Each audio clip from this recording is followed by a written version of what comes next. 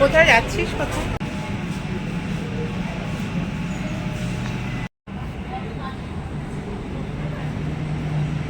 Metro आ गया metro.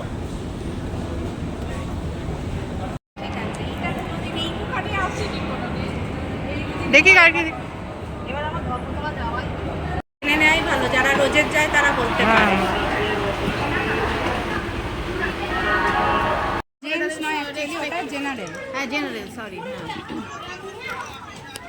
কিরম অভিজ্ঞতা রে লেডিসে উঠে? দারুণ দারুণ। হ্যাঁ, মানে এই প্রথম উঠলাম, এই শেষ। কোনদিন আমি লেডিস আর জীবনে ভাই মানে যতদিন থাকবো দেখবো খালি ধুধু করতে, তাও উঠবো না।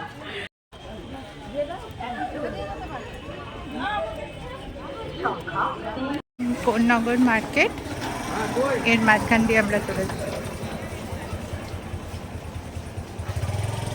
লোকাল মার্কেট দেখতে সবসময় ভালো লাগে।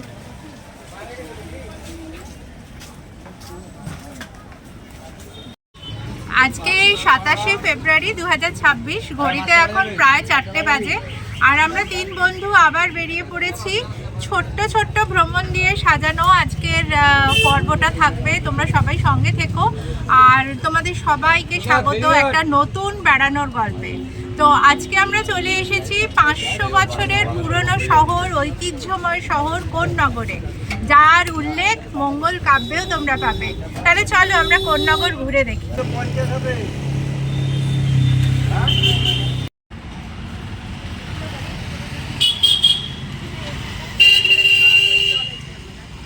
আমরা এখন এসে উপস্থিত হয়েছি অবনীন্দ্রনাথ ঠাকুরের বাগান বাড়িতে। জীবনের অনেকটা সময়ই উনি এখানে কাটিয়েছিলেন, গঙ্গার ধারে, হুগলি নদীর ধারে উনার এই বাগান বাড়ি। আর অবনীন্দ্রনাথ ঠাকুরের ব্যাপারে আর কি বলবো, রবীন্দ্রনাথ ঠাকুরের ভাইপো এবং মাস্টার অফ আর্টস সেটা তো উনাকে বলাই হয়। আর ছোটোবেলায় বোধহয় বুড়ো আংলা, ক্ষীরের পুতুল, রাজকাহিনী পড়েনি এরম বাচ্চা বোধহয় খুঁজে পাওয়া ভার। মানে এখনও আমাদের স্মৃতিতে জল জল বুড়ো আংলা, ক্ষীরের পুতুল। আর উনার যে ছবি আঁকার যে ট্যালেন্ট, সেটা তো আমরা সবাই জানি। বিশেষ করে ভারত মাতার যে মতো যে ছবিগুলো, সেগুলো তো গোটা বিশ্বে সমাদৃত। তো উনার বাগান বাড়ি দেখতে আমরা আজকে এসেছি। ছোট্ট ছোট্ট ভ্রমণের গল্পে ভ্রমণ সঙ্গীর যে গ্রুপটা আমাদের, সেটা তোমাদের সঙ্গে থাকবে। চলো যাওয়া যাক।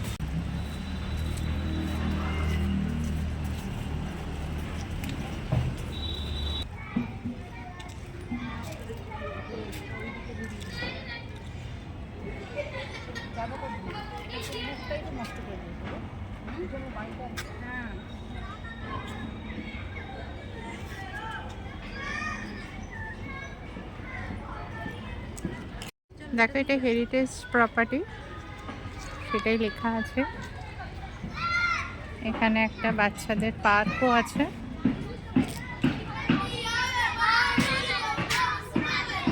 $10 প্রবেশ মূল্য, আর টিকিট হাতে দাঁড়িয়ে আছে।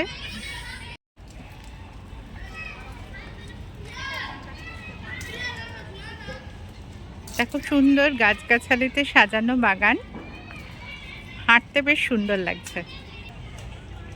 এক একটা জায়গা থাকে না, দেখলেই মনটা বেশ সুন্দর হয়ে যায়, ভালো হয়ে যায়।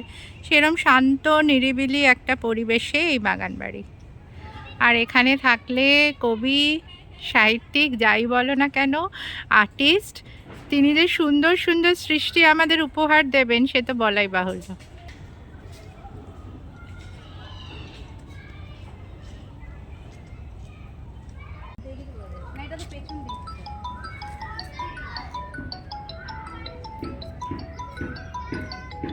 দিনের দেখো ঘোরানো সিঁড়ি যেরম হতো,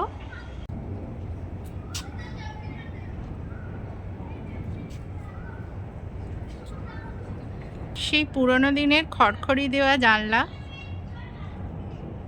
ইভেন দেখো দরজাতেও খড়খড়ি আছে। পাশেই বয়ে যাচ্ছে হুগলি নদী।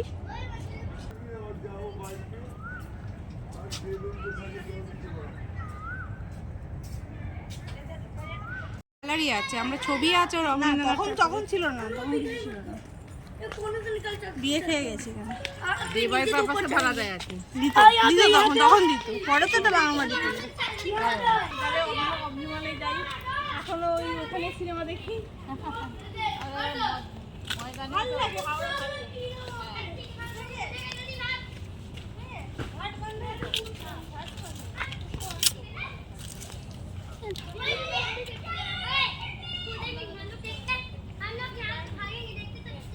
দেখো কি সুন্দর, দেখো হুগলি নদী বয়ে যাচ্ছে আর তার পাশেই এই ঘাট, তার পাশেই অবনীন্দ্রনাথ ঠাকুরের বাগান বাড়ি। মানে শিল্পীর মন সত্যি বোঝায়। একদম গঙ্গার ঘাটে আমরা, আর দেখো উল্টো দিকেই সোদপুর, আর একটা মন্দির দেখা যাচ্ছে। ওটা কি ইস্কন? কি বলি, ব্রহ্মচারী, বাল ব্রহ্মচারী আশ্রম। ঠিক হয়ে যাবে।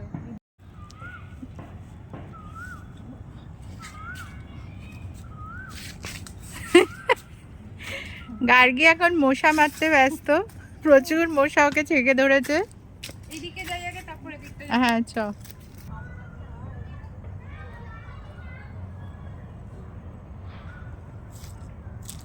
এই গাছটা দেখ, একটা গাছকে পুরো জড়িয়ে ধরে। সকাল 10টা থেকে বিকাল 5টা অবধি খোলা, আর এখন ঘড়িতে প্রায় 5টা বাজে। আমাদের আসতে একটু দেরি হয়ে গেছে। আসলে আমাদের অ্যাকচুয়ালি এটা সান্ধ্য ভ্রমণ ছিল। ভালো হয়েছে, খুব সুন্দর হয়েছে। এখানে ছবি টবি তুলছি, মজা হচ্ছে।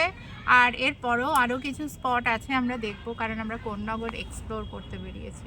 যতই হোক আমরা হিডেন মাইন্ডস। এই জায়গাটা, এখানটা মন্দিরে আলোটা পড়ে সূর্যের আরো ভালো লাগছে। আর পড়ন্ত সূর্যের আলো তো খুব ভালো লাগছে, সোনা রোদের মতো চকচক করছে। ভীষণ ভালো লাগছে। পরিবেশটা খুব শান্ত না, ওই জন্য আরো ভালো লাগে। এটা একটা পুরনো বট গাছ। এই বট গাছে শোনা যায় বিষধর সাপ আছে, আর গুড্ডি আবার নামছে ওখানে। বিশাল বড় একটা বট গাছ, তাই কার ছবি? সাবের ছবি। দেখো কুটিরের গায়ে কি সুন্দর পেন্টিং, আর ভেতরে অবনীন্দ্রনাথ ঠাকুরের ছবি।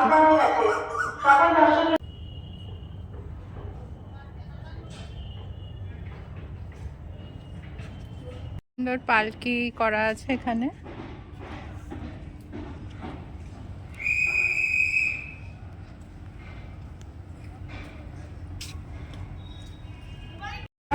এই হচ্ছে কোন্নগর ব্রাহ্ম সমাজ। এই দেখো ব্রাহ্ম সমাজের ঘাট, 1881 লেখাই আছে।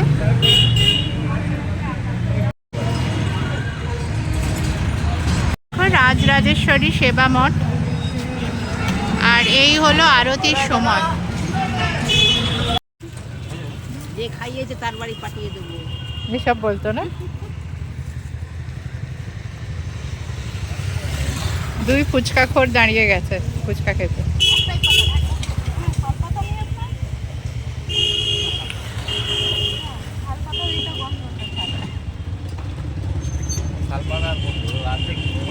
কথা বলার উপায় নেই, এত গপা গপ মুখে তুলছে, দেখো শুধু।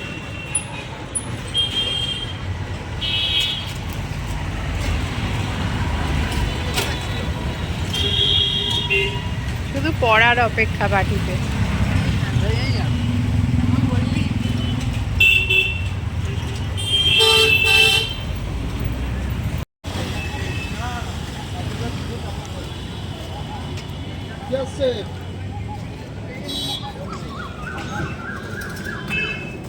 হচ্ছে দ্বাদশ মন্দির, যেখানে দুদিকে 6টা করে শিবের মন্দির আছে, এবং প্রতিটা মন্দিরে যে জ্যোতির্লিঙ্গ আছে প্রত্যেকটার নাম কিন্তু আলাদা।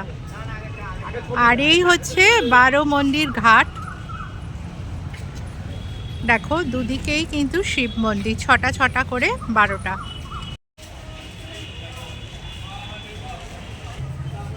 প্রাচীন মন্দির সে আর বলে দিতে হয় না, কিন্তু কোন্নগরে ভীষণ ফেমাস এই 12 মন্দির বা দ্বাদশ ঘাট। দেখো নন্দীর একটা মূর্তি, আর এই হলো আরও 6টা মন্দির। শিবলিঙ্গ আছে প্রতিটাতেই। মন্দিরের গায়ে যে কাজগুলো দেখতে পাচ্ছ সেগুলো প্রাচীন, অবশ্যই সেটা আর বলে দিতে হয় না।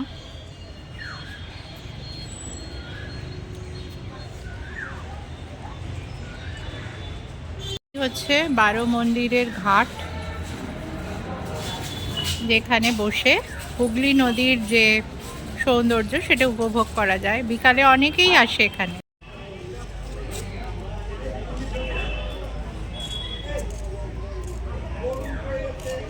এসে থেকে নদীর ধারে নদীর ধারে কি করছিস সেটা বল। দাঁড়িয়ে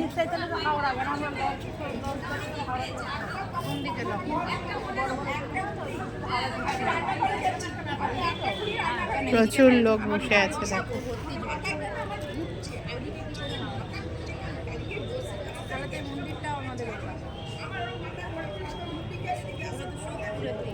এরকম ফ্ল্যাট হয়ে গেছে দেখো এই দিকটা।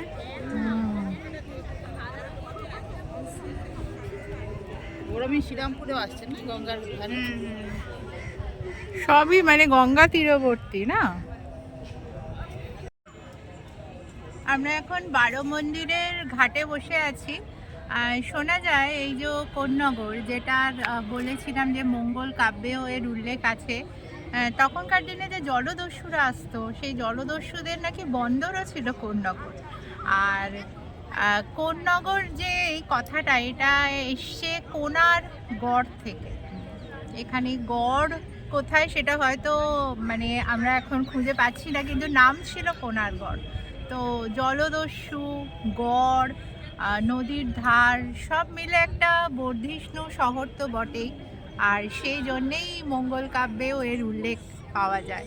তো আমরা এখন নদীর ধারে বসেছি আর সূর্য ডুবে গেছে অনেকক্ষণ, বেশ ভালো লাগছে। ঘাটে আলো জ্বলে উঠেছে আর এই আমরা এখানে বসেছিলাম 3 বন্ধু। মাঝে মাঝে না যে শহরের যে যান্ত্রিকতা, সেখান থেকে এই যে আমরা এক ছুটে বেরিয়ে আসি একটা দিন বা অর্ধেক দিনের ছুটি নিয়ে, সেটা কিন্তু আমাদের মনকে অনেকটা রিফ্রেশ করে।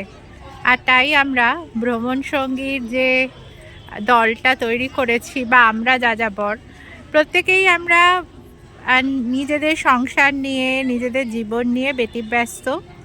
তো মাঝে মাঝে এই টুকরো ছুটিগুলো খুব কাজে দেয়। গরম গরম চা খাচ্ছি এখন বসে চায়ের দোকানে। চাটা ভালো হয়েছে বেশ।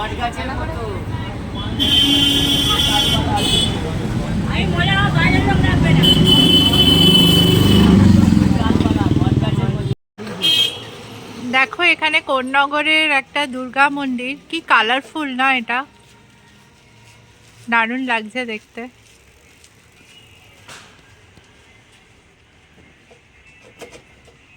মা দুর্গার দেখো মূর্তি আছে, সামনে স্বামী বিবেকানন্দ, এদিকে শিব।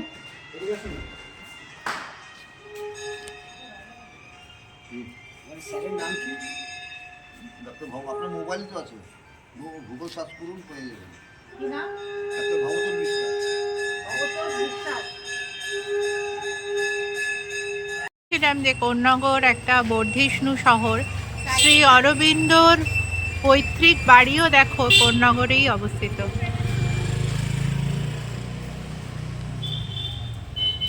শ্রী অরবিন্দ ভবন, এ দেখো লেখাই আছে পৈতৃক বাসভূমি।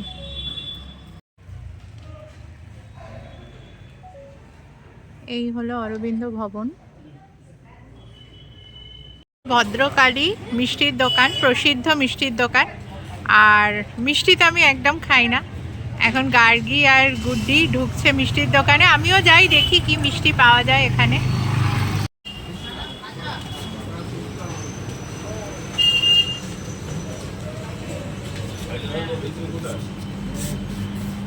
কোন্নগরের স্পেশাল কি আছে গো? কিছু নেই স্পেশাল? কি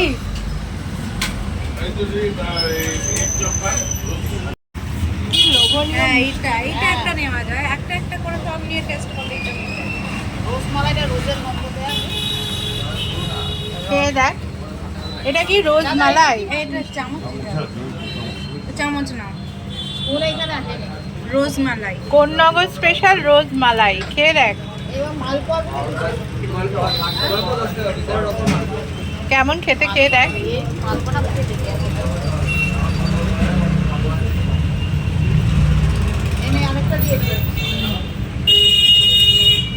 কেমন, ভালো? এটা তো কোন্নগরের স্পেশাল রোজ মালাই।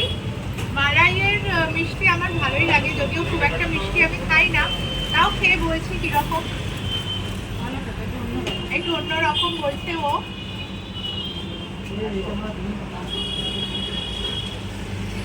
ভালো হয়েছে, বেশ ভালো। টেস্ট করছে কি গুড় বল, বা গুড় বলের ওপর দৃষ্টি অনেক ছিল ওর। কেমন খেতে গুড় বল? ভালো।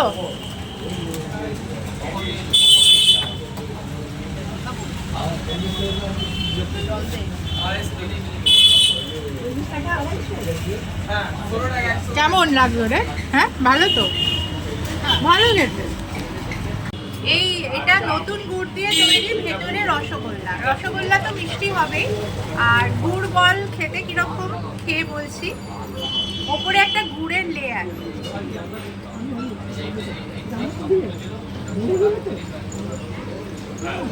ভালো খেতে, ইউনিক টেস্ট। দুটো জিনিস খেলাম, দুটো জিনিসই খুব ভালো।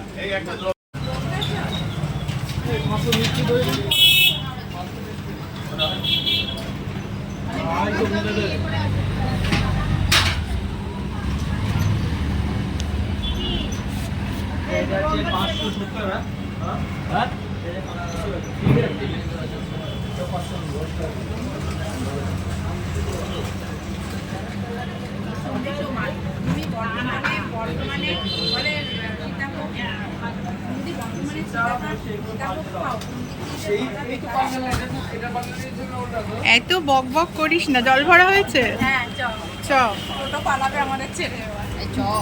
ছানা ভাজা, এটা বললাম বাড়িতে তো শাশুড়িকে দিতে পারবো, তরকারি করে খুশি খুশি হয়ে যাবে।